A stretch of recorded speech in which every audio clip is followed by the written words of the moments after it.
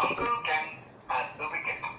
Uncle Ken visits Lucknow and is whisked away by the Gomti Cricketing Association to play a match. One day, Uncle Ken announced that he was going to Lucknow to stay with Aunt Emily. She has 3 children and a school to look after. Don't stay too long. She doesn't mind how long I stay. And off he went. His visit to Lucknow was a memorable one. We only heard about it much later. When Uncle Ken got down at Lucknow station, a large crowd surrounded him. Everyone was waving to him and shouting words of welcome in Hindi, Urdu and English. They smothered him with garlands of marigolds. He just couldn't make out what it was all about. A young man came forward. The Gomti Cricketing Association welcomes you to the historical city of Lucknow.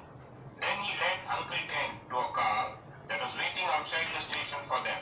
The car drove into the sports stadium.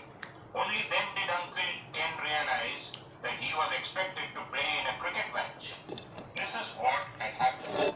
Bruce Allen, the famous English cricketer, was touring India. He had agreed to play in a charity match in Lucknow, but Mr. Allen had gone to bed with an upset stomach the previous evening in Delhi. He hadn't been able to catch the train. He sent a telegram to the organizers of the match in Lucknow, but they didn't get it. The cricket fans of Lucknow had arrived at the station to welcome the great cricketer. And by a strange coincidence, Uncle Ken looked a lot like Bruce Allen. He even had a bald patch on the crown of his head, hence the confusion. He had received a rousing reception and a magnificent breakfast at the stadium. So he felt that it would be very unsporting to refuse to play cricket for them. If I can hit a tennis ball, I ought to be able to hit a cricket ball. The Gomti team won the toss and decided to bat. Uncle Ken was expected to go in at number 3, Bruce Allen's normal position. He soon found himself walking to the wicket. The first ball he received was short-pitched.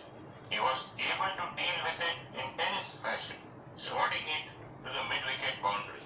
The crowd cheered. The next ball took Uncle Ken on the pad. He was right in front of his wicket and should have been given out leg before. But the umpire hesitated to raise his finger.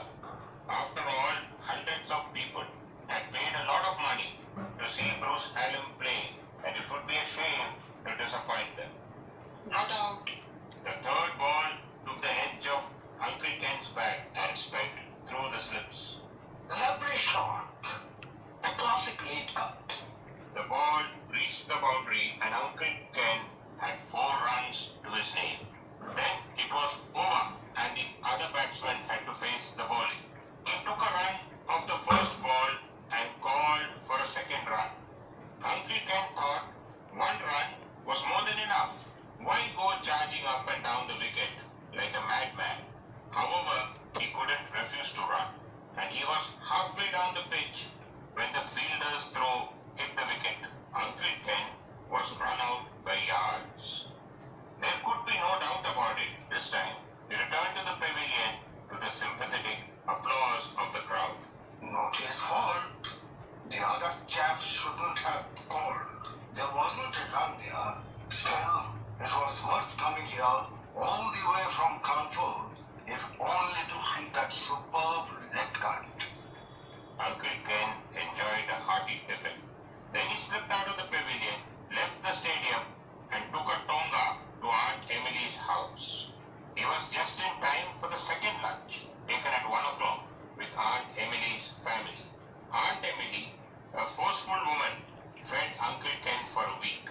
She then put him to work in the small boys' dormitory of her school. It was several months before he was able to save up enough money to run away and return to Granny's place.